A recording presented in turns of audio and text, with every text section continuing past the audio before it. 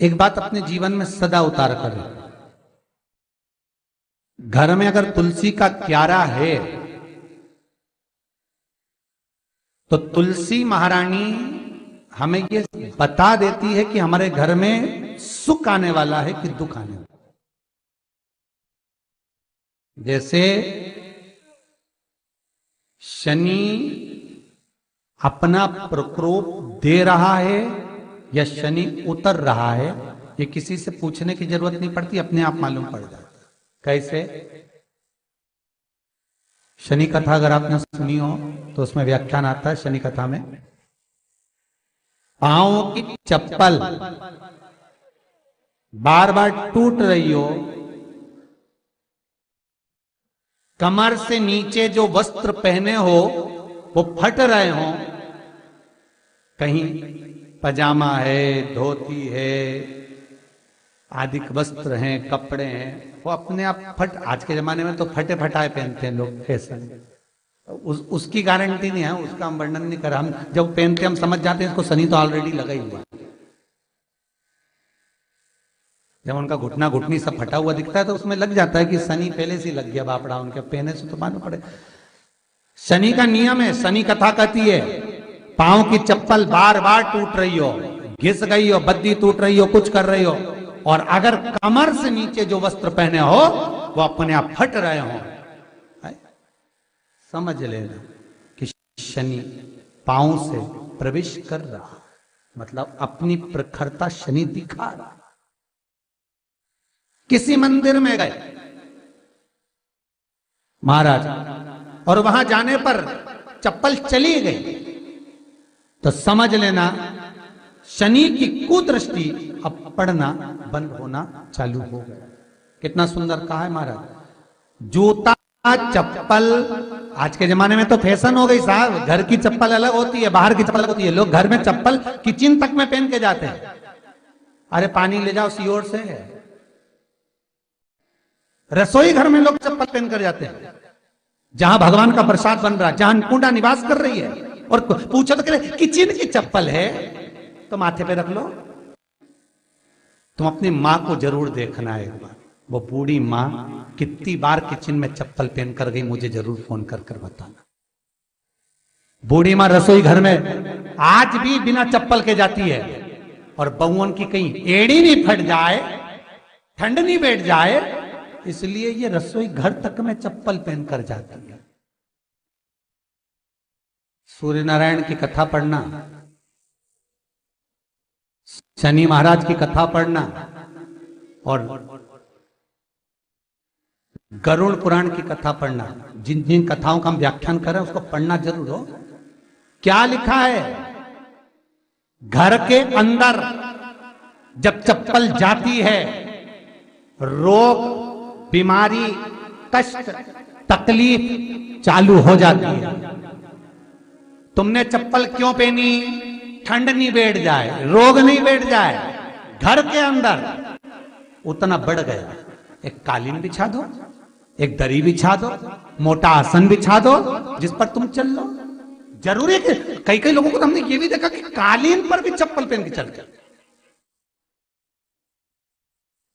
और ब्राह्मणों को भोजन परोस रहा है, गुरुजन को भोजन परोस रहा है, ठाकुर जी की थाली बना रहा है, ठाकुर जी का थाल लगा रहा है, तो भी चप्पल है पांव में।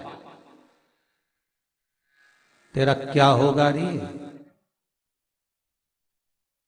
कालिया, क्या होगा? विचार तो करो। देह पड़ी रे जाए यहीं पर, फिर कुंडल और नगीना, क्या हरि नाम नहीं तो जीना। अभी भी सुधर जाओ रे, अभी भी सुधर जाओ, नहीं सुधरो तो सिधर जाओ रे, या तो सुधरो नहीं तो सिधरो, थोड़ा सुधरो। रसोई घर में अन्नपूर्णा रहती है, रसोई घर में शिव महापुराण की कथा कहती है जब भगवान शंकर को मां जगत जननी भोजन करा रही थी, शंकर जी ने वर मांगा था अन्नपूर्णा से, ए अन्नपूर्णे, तुम मेरे घर के बच्चों का भरण पोषण कर रही है। इस मृत्यु लोक में जितने मनुष्य जन्म लेते हैं ये मेरे पुत्र कहलाते हैं।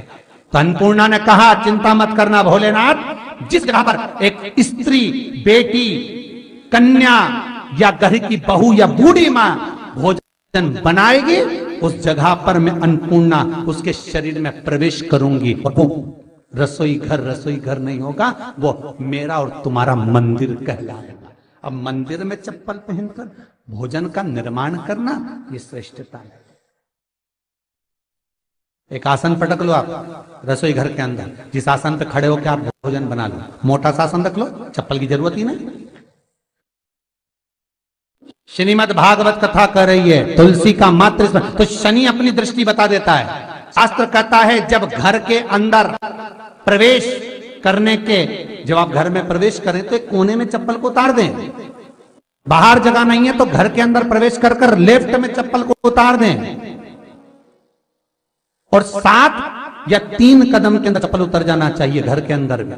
और उसके बाद अगर चप्पल अंदर प्रवेश कर रही है तो राहु केतु शनि के साथ प्रवेश करते हैं, जिसके घर में बीमारी कभी पीछा नहीं छोड़ती। शनि कथा, सूर्य की कथा का स्मरण करिए, आपको मालूम है, पहचान हो जाता है। महाराज तुलसी बता देती है कि आपके घर की दशा क्या है। बार बार जल डालने के बाद भी तुलसी सूख रही है, बार बार आप पूजन कर रहे हैं, पाठ कर रहे हैं, तो भी तुलसी के दल सूख रहे हैं। तुलसी बता देगी कि तुम्हारे घर में तकलीफ आने वाली है, कष्ट आने वाला है, सूख रही है। किसी ने जरूर कुछ ना कुछ ऐसा है कि इसमें घर में कुछ तकलीफ आएगी, तुमने लगाया फिर सूखी, फिर लगाया फिर। तुलसा महारानी बता देती है कि कष्ट है।